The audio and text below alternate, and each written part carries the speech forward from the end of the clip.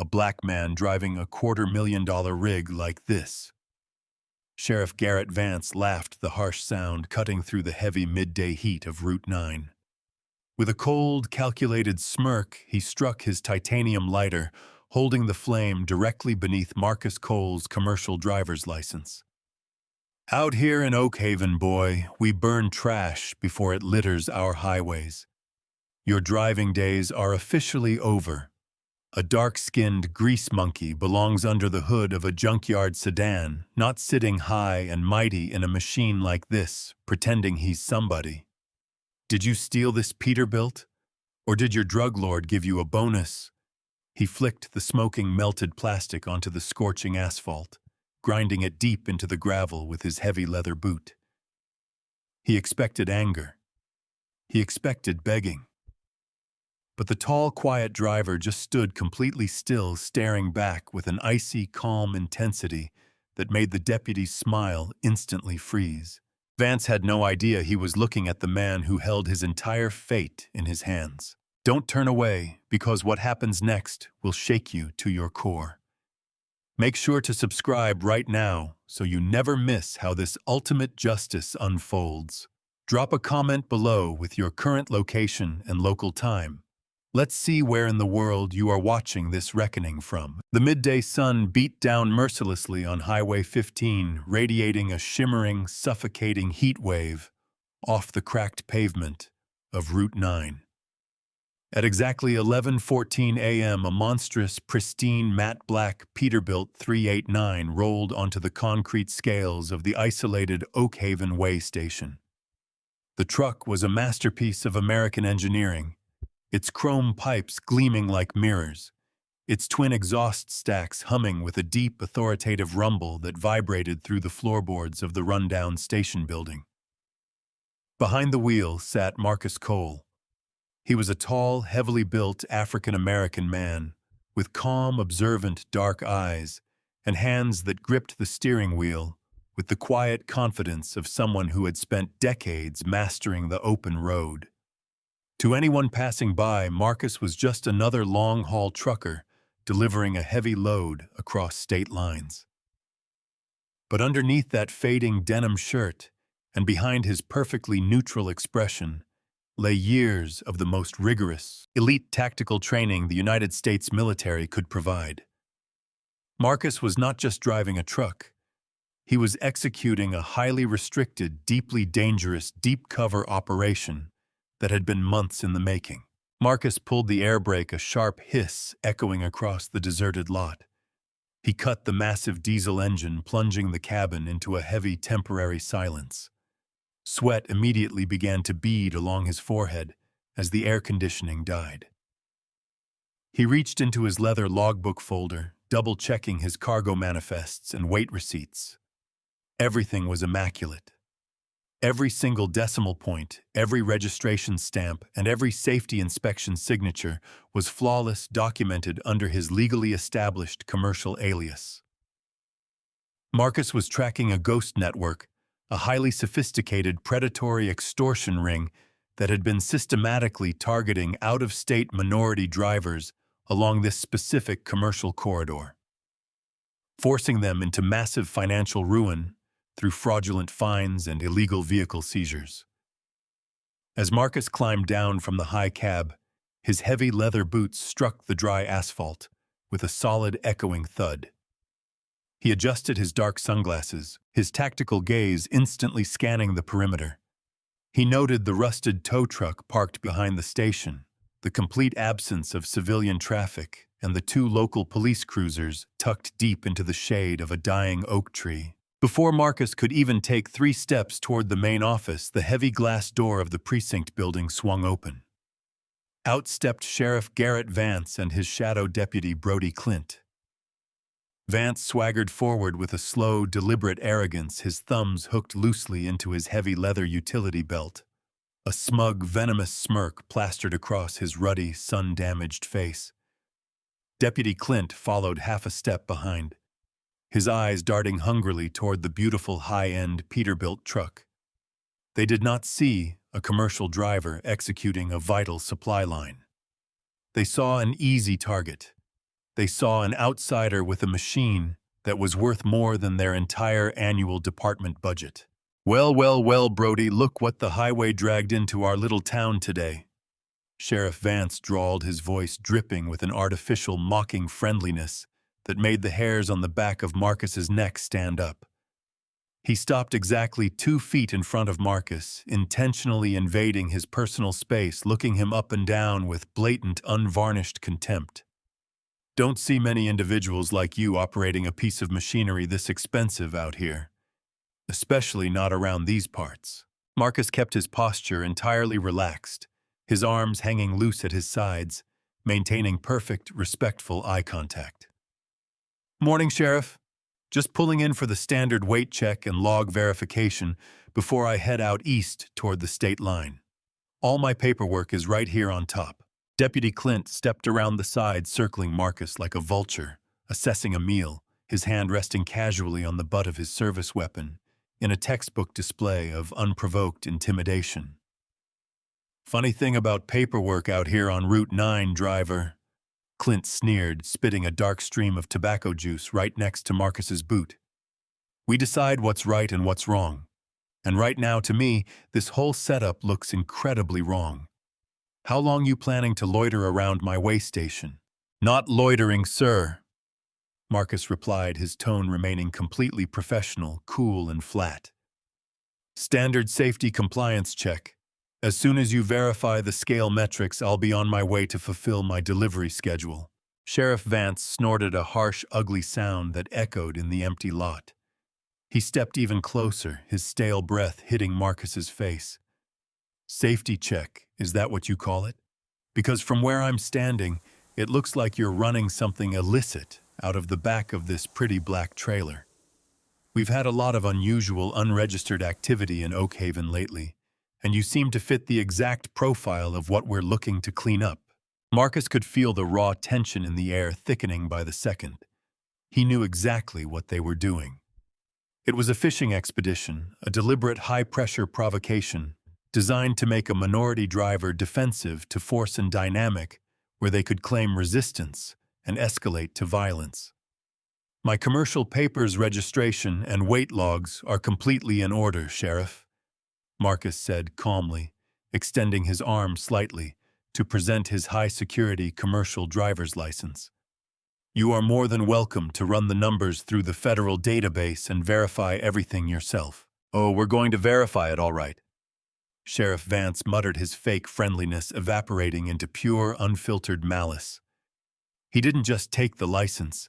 He lunged forward and violently snatched the plastic card right out of Marcus's fingers, his sharp nails digging into Marcus's skin. He held the license up to the blinding sunlight, glaring at Marcus's photograph with a twisted expression of absolute disgust. But around here, we don't like out-of-towners coming through our county acting all high and mighty with luxury equipment, thinking the law doesn't apply to them, especially not someone of your demographic. Marcus's internal military training screamed at him to counter the physical aggression, to disarm Vance in a fraction of a second, but he forced his muscles to stay entirely loose. The mission came first. The trap had to be sprung completely.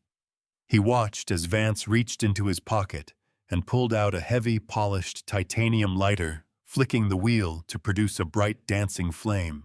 Let's see how well this fancy piece of plastic drives your truck when it's nothing but a pile of melted sludge, Vance whispered, his eyes gleaming with absolute cruelty. Marcus stood perfectly still, his heart rate steady, watching the flame creep closer to his livelihood. The small yellow flame of the titanium lighter danced dangerously close to the edges of Marcus Cole's commercial driver's license. Sheriff Vance didn't hesitation. With a slow, sickening grin, he pressed the fire directly against the laminated plastic. The edges immediately bubbled, blackening and curling into a foul-smelling, toxic smoke that drifted into the hot afternoon air. Deputy Clint let out a loud, mocking bark of laughter, crossing his arms over his chest, as he watched Marcus's legal livelihood melt into absolute nothingness. "Look at that, Brody," Vance laughed, his eyes fixed on Marcus. trying to catch even the slightest tremor of fear or rage in the driver's face. "Looks like your authorization to operate just went up in smoke, boy.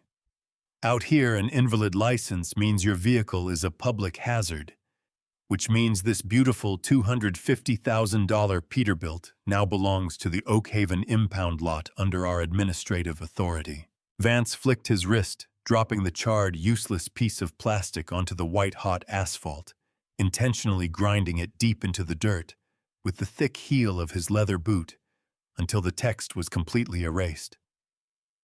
He expected Marcus to beg. He expected the driver to yell, to swear, or to make a sudden movement that would give them the legal excuse to draw their batons. But Marcus remained as solid and unmoving as a mountain. His dark eyes remained completely calm, staring directly into Vance's soul with a terrifying, absolute stillness. This lack of reaction didn't diffuse the situation. It infuriated the sheriff. Vance's face flushed a deep, angry purple. "Get your hands on the vehicle right now!" Vance roared, his voice cracking with unbridled aggression. He grabbed Marcus by the shoulder, spinning him around with brutal force, slamming his chest violently against the scorching, hot aluminum fuel tank of the truck. "Spread your legs. You think you're smart. You think you can look at me like that in my town." Deputy Clint moved in instantly, grabbing Marcus's left arm and twisting it high behind his back until the shoulder joint popped painfully. Marcus gritted his teeth, absorbing the sudden burst of pain without making a single sound. Steel handcuffs clamped down tightly around his wrists, the jagged metal edges biting deep into his skin, cutting off the circulation. Marcus felt the intense heat of the truck's metal tank burning through his shirt, but his mind was running cold, calculating numbers. He was counting down the seconds. Just across the road near a rusted gas pump, a civilian traveler, a young man in a delivery van, had pulled out his smartphone and was quietly recording the entire violent arrest. Deputy Clint spotted the reflection of the glass immediately. His face contorted with rage. He released his grip on Marcus, leaving Vance to hold him down, and marched aggressively across the gravel lot, his hand unholstering his heavy black taser. "Delete that video right now, or you're going to jail for interfering with a felony investigation," Clint screamed into the civilian's face, shoving his chest back against the open van door. "Give me the device, delete it from the trash folder too, or I will break your fingers right here on this concrete. Nobody records in my district without my permission." The terrified driver went completely pale, his hands trembling violently as he clicked through his phone permanently, erasing the footage under Clint's menacing glare. Satisfied that their abuse of power remained entirely undocumented, Clint swaggered back to the truck, spitting another stream of tobacco onto Marcus's boots. "The sheep know when to obey, Sheriff. Now what are we doing with this garbage? It too." Vance pushed Marcus's head down against the truck panel. "We're going to find out what he's hauling. Clint, get the heavy bolt cutters from the cruiser. We're opening this black trailer right now. I bet it's loaded with untaxed contraband." As Clint stepped toward the back of the massive, matte black trailer, approaching the heavy, high-security steel padlock securing the rear doors, Marcus finally spoke. His voice was incredibly quiet, low, and smooth, carrying an eerie weight that seemed to drop the ambient temperature of the hot air by 10 degrees. "I wouldn't touch that lock if I were you, Deputy," Marcus murmured, his face still pressed against the hot metal. "There are protocols governing that cargo that are far beyond your local pay grade. Some doors are meant to stay closed for your own protection." Deputy Clint froze, his hand hovering just inches away from the iron locking bar. The absolute lack of fear in Marcus's voice caused a sudden cold spike of hesitation to shoot down the deputy's spine. He looked back at Vance, his eyes wide with a momentary instinctive panic. Sheriff Vance, however, was blinded by pure arrogance and racial spite. He pulled Marcus up by the cuffs, slamming him hard against the truck door. "Shut your mouth, boy. You don't give orders around here. You don't have a license. You don't have rights, and you don't have a say in what happens to this truck." Clint, ignore him. We run this highway. Vance dragged Marcus toward the back of the police cruiser, opening the door and shoving him roughly into the cramped, suffocatingly hot vinyl back seat. The air inside the vehicle was stagnant, smelling of old sweat and cheap air freshener. Through the scratched glass window, Marcus watched as Clint retrieved a massive pair of steel bolt cutters from the trunk. The trap was locked. The escalation was completely underway. Marcus slowly closed his eyes, his mind focusing on the hidden tactile transmitter embedded inside his watch. With two precise, rhythmic taps of his cuffed thumb against the side button, he activated the emergency signal. Miles away in a secure location, a red light was now flashing. The count had begun. The heavy reinforced iron door of the Oakhaven precinct interrogation room slammed shut, with a deafening metallic crash that echoed through the narrow concrete corridors. Marcus Cole sat perfectly upright, in a rusted metal chair, his cuffed hands secured tightly to a heavy iron anchor bolt, welded directly into the center of the dark steel table.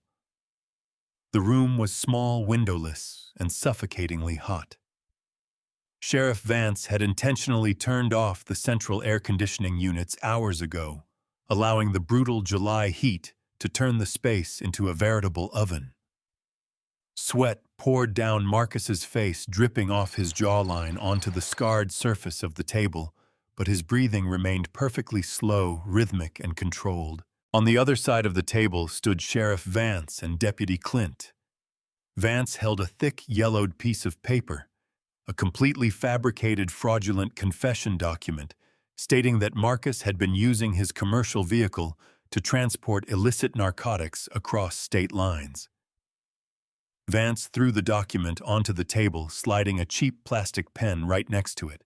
"Here's how this is going to go down, truck driver," Vance said, his voice drop into a menacing, raspy whisper as he leaned over the table, his shadow completely covering Marcus. "You sign this paper right now admitting to the transport violations. You sign over the ownership titles of that black Peterbilt truck to the Oakhaven County Asset Forfeiture Fund as an administrative penalty.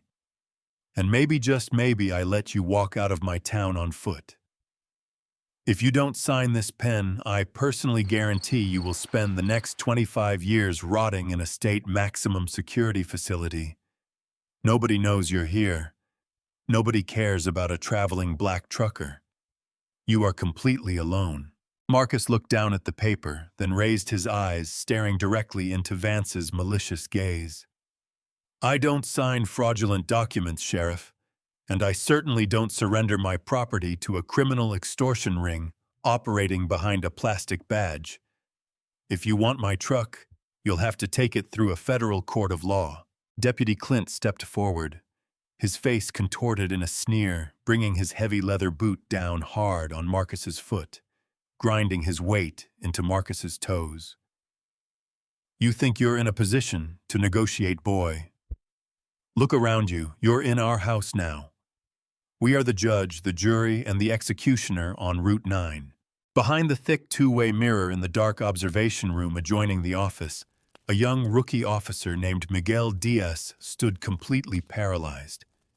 His hands were tucked deep into his pockets, trembling violently as he watched the brutal interrogation unfold. Diaz had only been with the Oakhaven department for 7 months, but during that short time his conscience had been systematically shattered. He had watched Vance and Clint pull over dozens of minority drivers, inventing false violations and seizing thousands of dollars in cash to fund an off-the-books department account that went straight into Vance's pockets. But this was different. This wasn't just a routine shakedown. They were trying to completely destroy a man's life for a truck. Diaz knew it was completely illegal. It was a violation of everything he had sworn to protect when he put on his uniform. Diaz turned away from the mirror, his chest heaving as he walked back to his computer terminal in the main dispatch area. His heart hammered against his ribs as he glanced over his shoulder to ensure the corridor was clear. He sat down, opened the State Commercial Transport Registry database, and brought up the license plate and vehicle identification numbers for Marcus's matte black Peterbilt. He wanted to see if the truck was clean to find some way to de-escalate the madness before Vance did something irreversible. Diaz typed in the final sequence of the vehicle identification number and hit enter. He expected to see a standard commercial registry page showing cargo weight and corporate insurance details. But the screen didn't load a standard page. Instantly, the entire monitor flashed a brilliant stark crimson color. The normal state law enforcement interface vanished completely, replaced by a heavy blinking black and red warning banner that stretched across the screen in bold letters. Critical error, unauthorized access detected. High-level federal security protocol active. User re-authentication required immediately. Geolocation tracking enforced. Officer Diaz froze, his breath completely catching in his throat. His blood ran cold as he stared at the screen. The system had locked him out completely, and a small progress bar on the bottom indicated that his current terminal IP address was being uploaded to an encrypted external federal server. This wasn't a standard commercial truck. It wasn't even a high-end corporate vehicle. The digital encryption protecting this specific Peterbilt was identical to the security clearances used by the highest levels of the United States Department of Justice. Before Diaz could panic and close the browser window, a heavy hand slammed down onto his shoulder from behind, causing him to jump out of his seat. He spun around, his heart stopping, as he found himself staring directly into the cold, dead eyes of Sheriff Vance, who had just walked out of the interrogation room. "What exactly do you think you're looking at, rookie?" Vance whispered, his voice dangerously low, his grip tightening on Diaz's shoulder like a steel claw. His eyes shifted down to the blinking red warning banner on the screen. The room fell completely silent. Nobody in the dispatch area dared to breathe. The blinking red reflection of the computer screen illuminated the tense, sweaty features of Sheriff Vance's face. His grip on Officer Diaz's shoulder remained agonizingly tight, his knuckles turning white as his cold eyes scanned the high-level federal warning banner. For a fraction of a second, a flicker of genuine uncertainty crossed the older man's face, but his deep-seated arrogance and decades of absolute control over Oakhaven quickly buried it. He leaned in closer, his breath hot against the rookie's ear. "I asked you a question, Diaz." Vance muttered, his voice a low, raspy growl that made the surrounding dispatch room feel even smaller.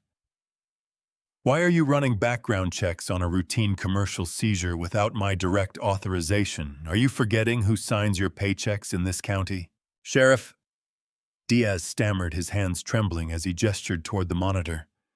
"Look at the encryption block. That's not a standard commercial warning. The system just flagged my terminal and began an automatic external trace.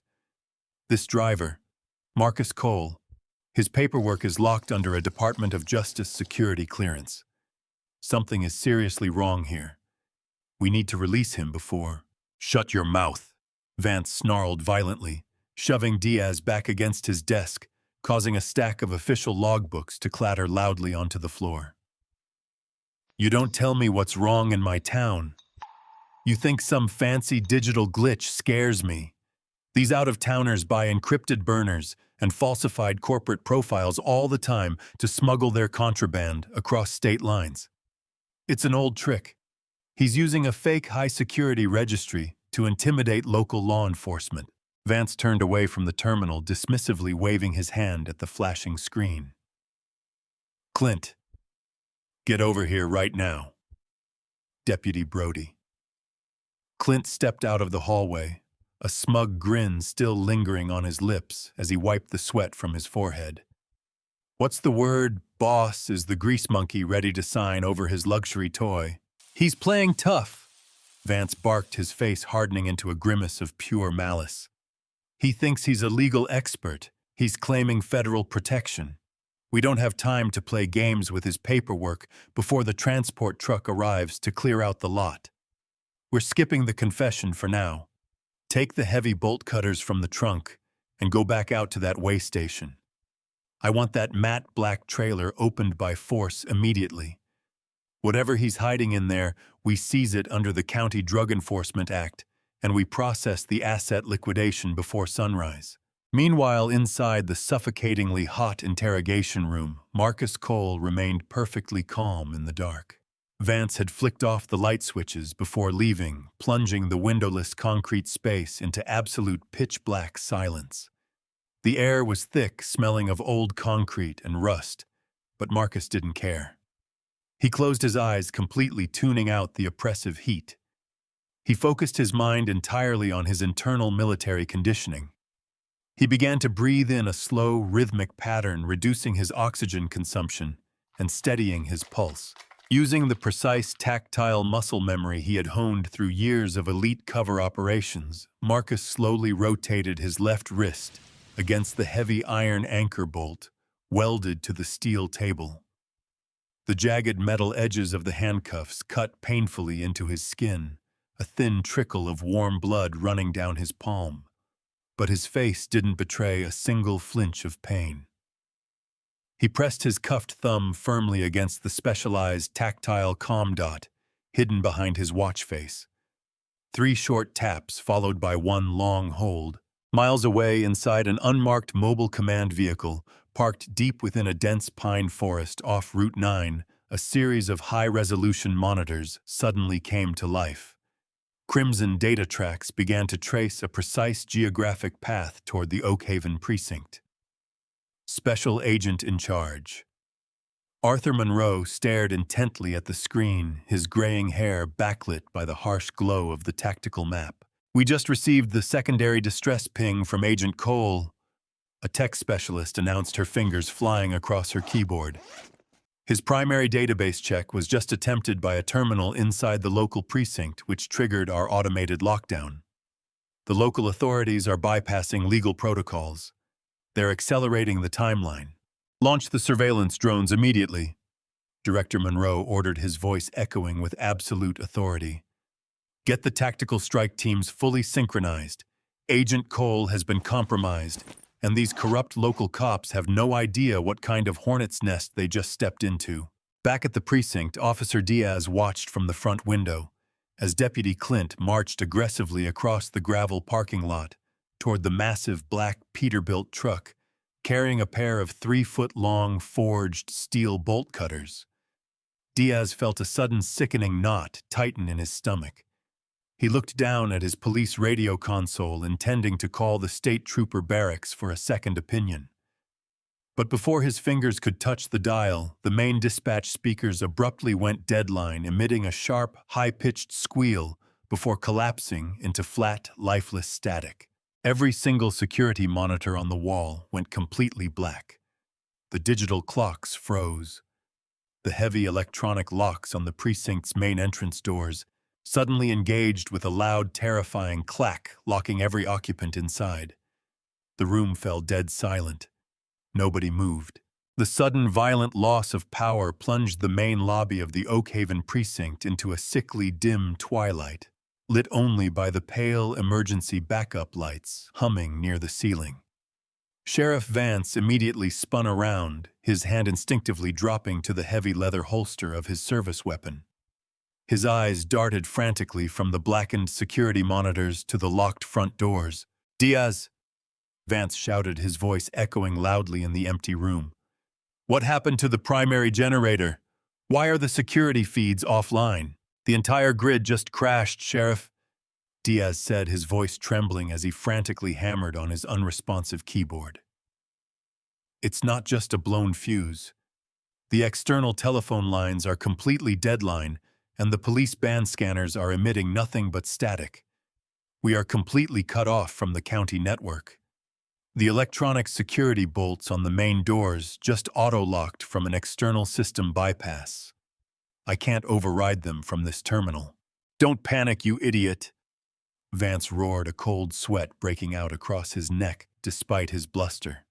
"It's a summer storm surge cutting the local lines. Clint is out at the scales right now, opening the trailer. Go to the rear maintenance closet, get the manual override keys, and clear the front gate. I don't care if the network is down, We are finishing this seizure tonight." Inside the dark interrogation room, Marcus Cole heard the distant, muffled shouting through the thick drywall partition. He smiled grimly in the pitch-black space. He knew exactly what that digital blackout meant. The federal jammer radius had just been deployed. The extraction net was closing in around Oakhaven, and the corrupt sheriff was running out of time.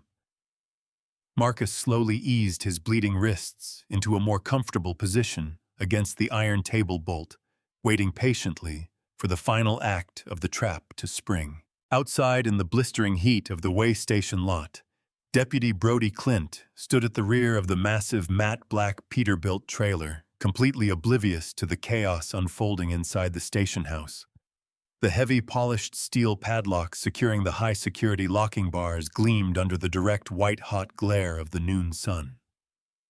Clint spat another thick stream of dark tobacco juice against the rubber tire of the truck, a wicked, greedy grin stretching across his face as he lifted the massive pair of industrial bolt cutters.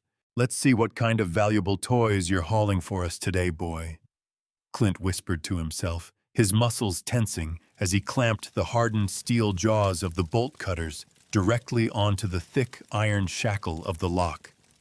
He threw his entire body weight into the handles, pressing down with a grunt of raw exertion. Snap! The heavy padlock shattered with a loud metallic crack that echoed across the deserted highway. The broken pieces clattered onto the dry gravel below. Clint laughed aloud, tossing the heavy bolt cutters onto the ground. He reached up, grabbing the massive chrome locking handles of the trailer doors, and yanked them downward with a sharp jerk. He expected to find neat rows of illicit wooden crates, luxury vehicles, or black market electronics that he and Vance could easily liquidate through their network of corrupt salvage yards. Instead, the moment the heavy steel doors swung outward, a loud, sharp hiss of pressurized, climate-controlled air burst out into the hot afternoon heat. The interior of the trailer was not a dark, dusty cargo hold. It was a blindingly bright, pristine white, state-of-the-art mobile command theater. Deputy Clint's jaw instantly dropped. His eyes widened into circles of absolute paralyzing terror. His entire body went completely pale, and the breath was driven right out of his lungs. Sitting inside the perfectly cooled, high-tech interior of the trailer, arranged in perfect tactical columns on custom aluminum benches, were 47 heavily armored, black-clad federal tactical agents. Every single agent was equipped with advanced ballistic vests, high-resolution night vision arrays, and fully suppressed specialized service carbines. At the front of the column stood Special Agent in Charge Arthur Monroe, his golden FBI shield pinned prominently to his chest, his weapon raised with absolute lethal precision directly at Clint's forehead. "Federal Bureau of Investigation." Monroe's voice boomed like a crack of thunder through the quiet lot. "Step back and put your hands on your head right now, Deputy. Do not make a single movement." Clint froze, his hands trembling so violently he could barely raise them into the air. He tried to speak to call out for Vance, but his vocal cords were completely paralyzed by fear. Before he could even blink, 6 heavily armed agents leaped down from the high trailer floor with practiced, terrifying speed, instantly tackling the deputy into the gravel, grinding his face deep into the sharp stones as they secured his wrists in heavy zip ties. The back doors of this precinct building suddenly groaned as the federal tactical teams moved forward like a synchronized black wave, their heavy battering rams prepared to breach the structural perimeter. The Oakhaven Police Department's long run of roadside extortion had officially collided with the full, unyielding weight of the United States government. The heavy reinforced steel rear doors of the Oakhaven precinct house didn't just open, they completely exploded inward with a deafening structural screech as a hydraulic federal breaching ram blew the locking mechanisms right out of the concrete frame. "FBI, nobody move. Get on the ground right now." The terrifying synchronized roar of dozens of elite tactical voices shattered the stifling silence of the building. Before Sheriff Vance could even clear his weapon from its leather holster, a blinding red wave of laser sights saturated his chest. The office was instantly filled with the deafening gamroo of the sirens from the massive convoy of FBI tactical vehicles that had suddenly materialized out of the surrounding woodline, their high-intensity strobes painting the grimy windows in frantic flashes of red and blue. Vance went completely white, his knees buckling as three heavily armored federal agents tackled him over his own wooden desk, slamming his face hard against the scattered paperwork. His service weapon was violently wrenched from his grip and tossed across the room. Right beside him, Officer Diaz had already dropped to his knees, his hands locked firmly behind his head, his face a mask of absolute shock as the entire room filled with black-clad federal operators. Down the narrow concrete corridor, the heavy iron door of the interrogation room was thrown wide open. The bright, harsh fluorescent lights were flicked back on, blindingly illuminating the space. Director Marcus Vance walked into the room flanked by two high-ranking federal investigators.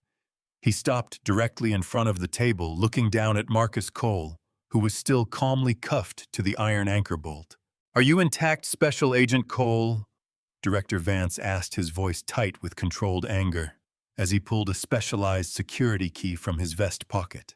"I'm perfectly fine, Director," Marcus replied, his voice completely smooth and level as the steel handcuffs were unlocked, releasing his bleeding wrists. He stood up slowly, stretching his massive shoulders, completely shedding the persona of the helpless, exhausted truck driver.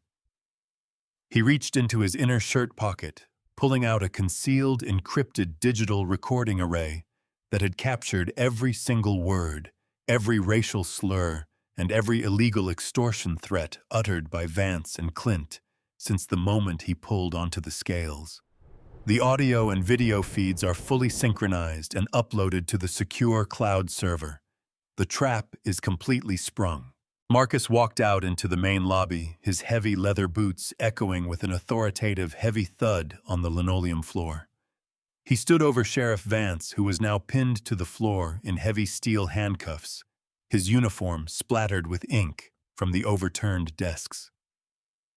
Vance raised his head, his face contorted in a desperate mix of rage and confusion as he stared at the man he had called boy just an hour prior.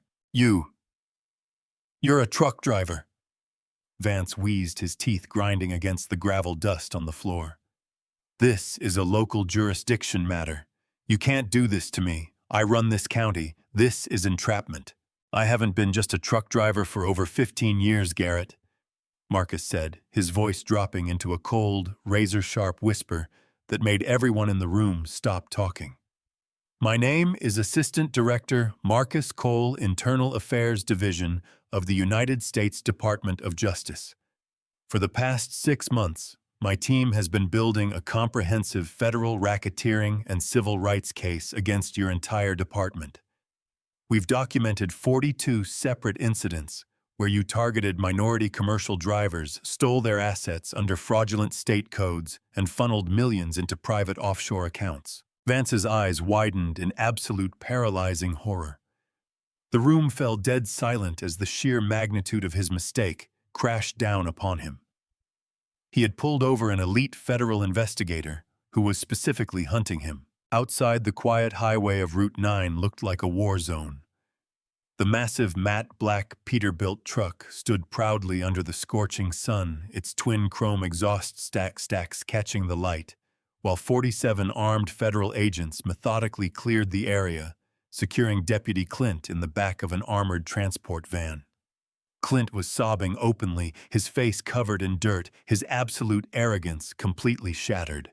Marcus walked over to the desk, where Officer Diaz was still being held by an agent. Marcus gestured for the agent to stand down. He looked at the trembling young rookie, noting the clean logbooks on the floor and the open database screen. "You're Officer Diaz, correct?" Marcus asked, his tone softening just a fraction. Yes, sir," Diaz whispered, unable to look Marcus directly in the eyes. "Our cyber team tracked your terminal login. Marcus said, tapping the edge of the computer monitor. You flagged the federal encryption, and you attempted to use the system to de-escalate Vance's actions before we breached. You refused to participate in the falsified paperwork. That choice is the only reason you're not leaving this building in federal chains today, son. Integrity is a rare commodity in Oakhaven, but you seem to have kept yours. Marcus turned back toward Vance, who was being hauled to his feet by two burly federal marshals. The sirens outside continued to gom-roo, a deafening chorus of impending justice that signaled the absolute end of Vance's criminal empire. Take him out, Marcus ordered coldly. Process the immediate federal seizure of all county assets, vehicles, and records. Oakhaven is officially under federal receivership. The blinding afternoon sun cast a harsh, unyielding light over the Oakhaven precinct parking lot as the federal dragnet tightened its grip. Black tactical SUVs with dark-tinted windows and flashing hidden strobes completely choked the surrounding lanes of Route 9. Heavy tow trucks bearing Federal Department of Justice seals backed up toward the local police cruisers preparing to impound every single vehicle owned by the corrupt department. A crowd of local residents and passing motorists had gathered along the perimeter fence, watching in absolute awe as the high and mighty Sheriff Garrett Vance was marched out of his own front doors in heavy steel leg irons and handcuffs. Vance's uniform shirt was torn, his silver star badge hung crookedly from his chest, and his face was a mask of pale, sweaty desperation. He looked over at the massive, matte black Peterbilt 389, idling smoothly by the weigh scales.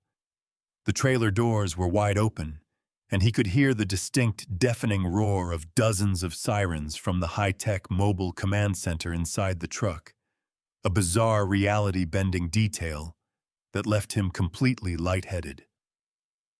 How could an entire fleet of roaring sirens fit inside a single commercial trailer? The logic didn't make sense, but the cold reality of the heavily armed agents swarming his property was undeniable. Inside the precinct lobby, federal data recovery specialists were already hard at work. They bypassed the local security codes, setting up advanced server mirrors to download every single piece of encrypted data from the Oakhaven database.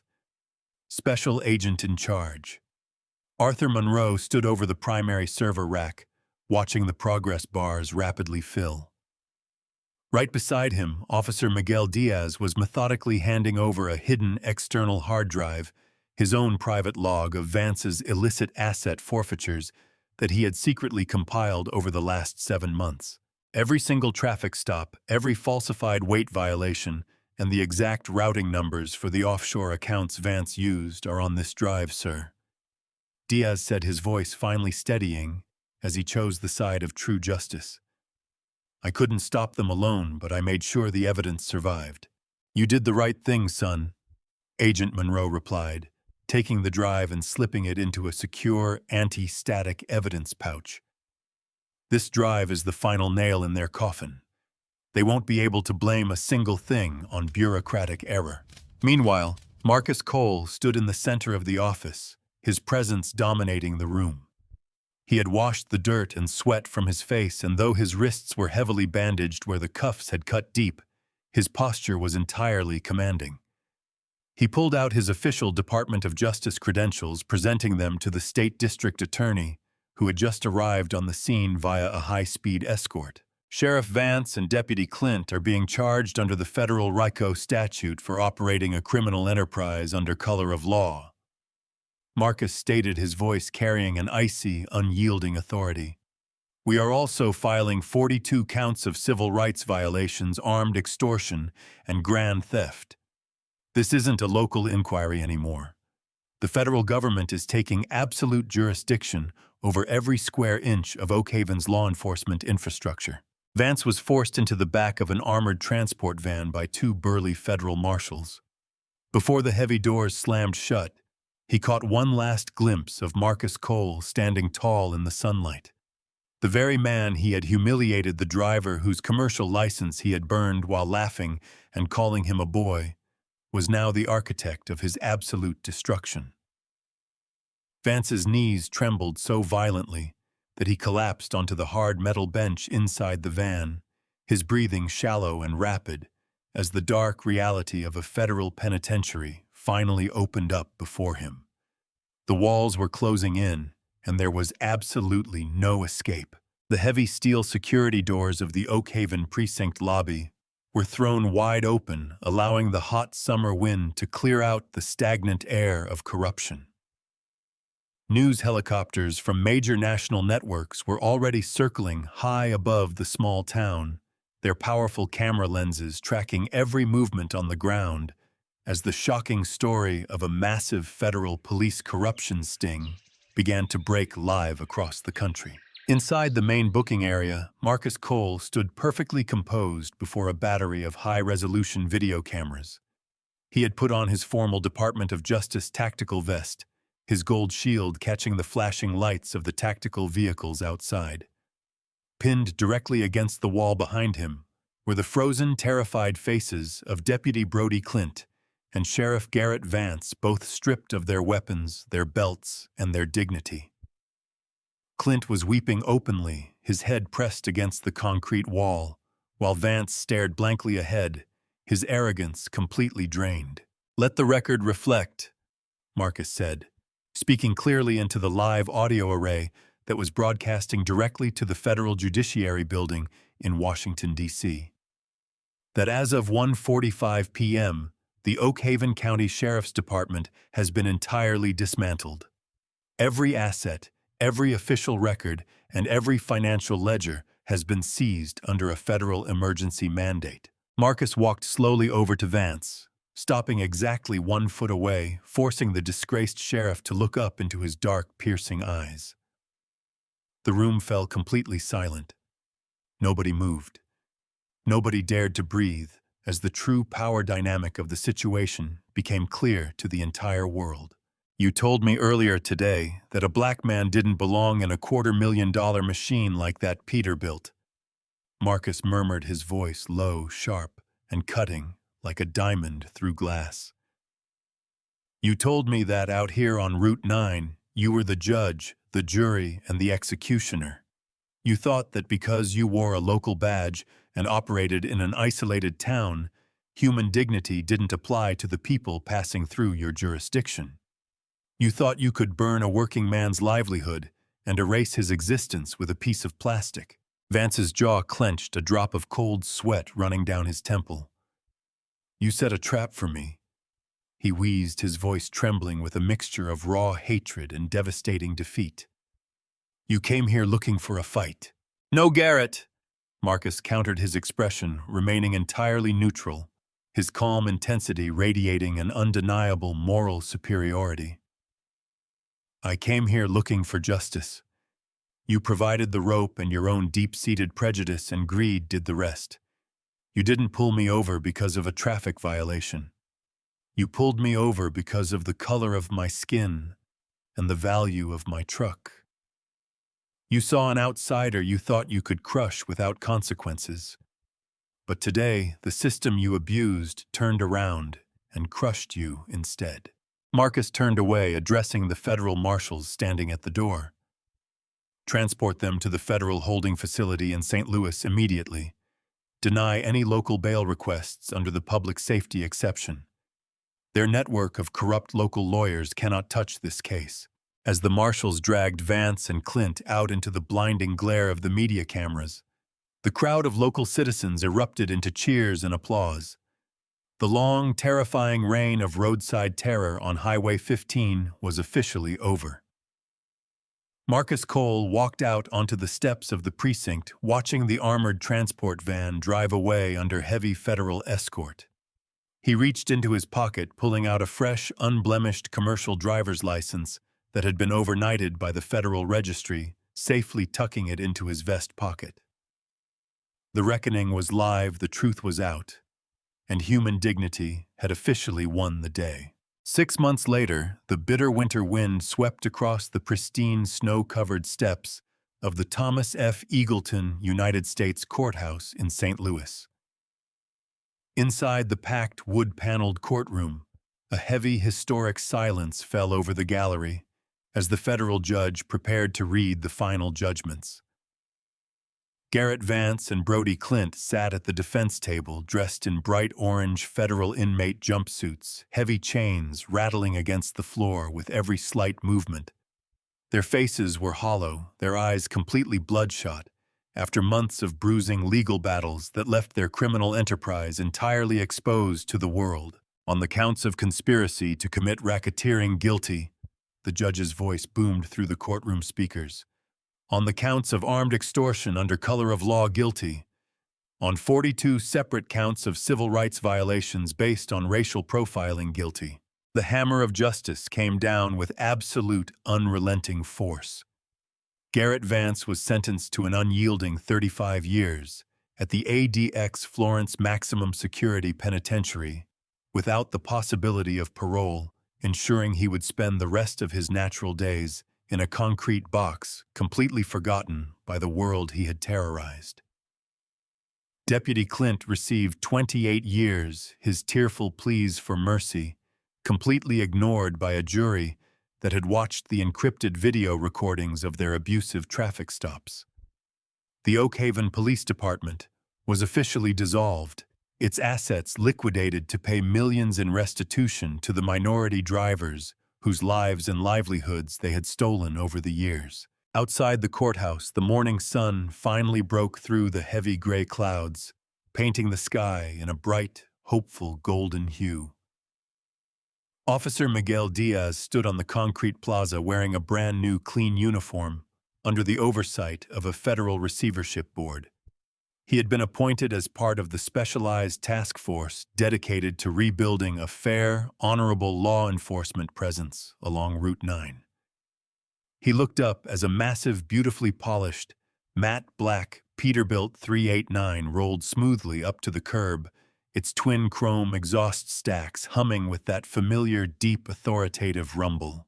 The driver's side door swung open, and Marcus Cole stepped down onto the pavement.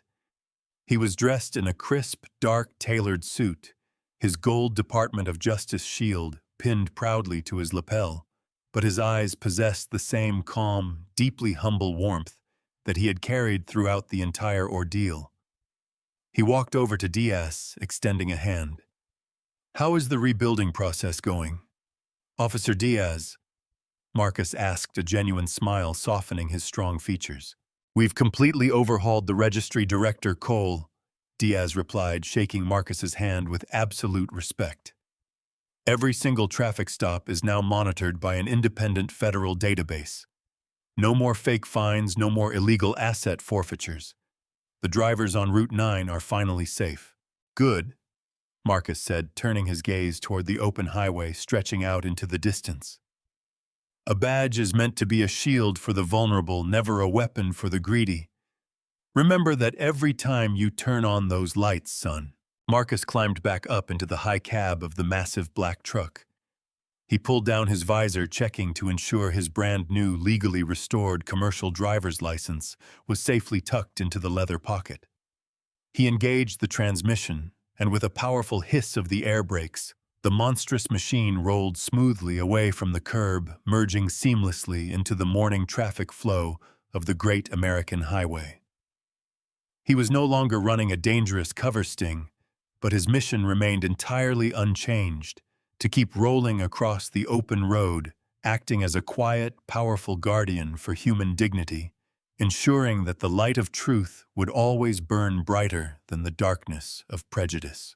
True dignity is never defined by the power of a badge or the color of a person's skin.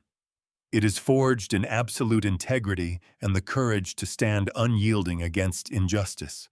A title can be stripped, a license can be burned, but a person's fundamental value can never be erased by the hands of prejudice. If this story of absolute justice touched your heart, please leave a like to support the channel and hit that subscribe button right now so you never miss our next gripping narrative.